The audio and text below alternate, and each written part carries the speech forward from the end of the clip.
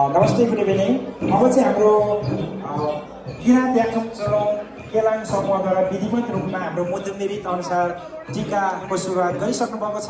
अब चाहिँ हाम्रो फ्यामिलीबाट परिवारको आमा दाजु भाउजू दिदी बहिनी फ्यामिलीबाट सबभन्दा पहिले हाम्रो पारिवारिक समूहबाट चाहिँ हाम्रो टिकाको सुरुवात हुनेछ। त्यसपछि अन्य हाम्रो अतिथिहरूले पनि यहाँ लाभबद्ध भएर हाम्रो आजको दुलहा दुलही बेहुला र बेहुलीलाई चाहिँ आशीर्वाद शुभ आशीर्वाद दिइदिनु हुन हार्दिक अनुरोध गर्दछु। The beginning of the family's tika and 以下時間係雙方主人家點糯米嘅環節。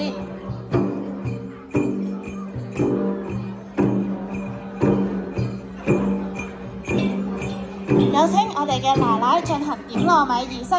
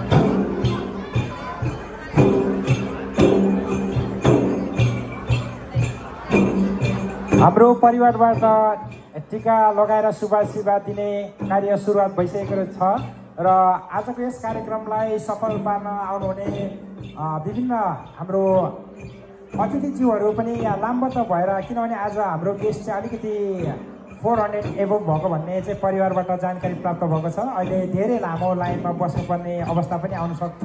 त्यही भएर अहिलेसम्म आइपुग्नु भएको अतिथिज्यूहरू पाहुनाहरू आफन्तजनहरूले चाहिँ परिवारको सकिएपछि यहाँले लगाएर टिका लगाएर शुभ आशीर्वाद दिएर चाहिँ यहाँले फ्री तरिकाले हाम्रो स्टार्टरहरू अघि खोलिसकेको छ। अब डिनर पनि मेन कोर्स पनि आउँदैछ। त्यस्तै गरी बाहिर अब हाम्रो केलाङ नृत्य हुन्छ। त्यस्तै गरी हाम्रो अन्य कल्चरल नृत्यहरू पनि बाहिर स्टेजमा हुन्छ। यहाँहरूले चाहिँ मनोरञ्जन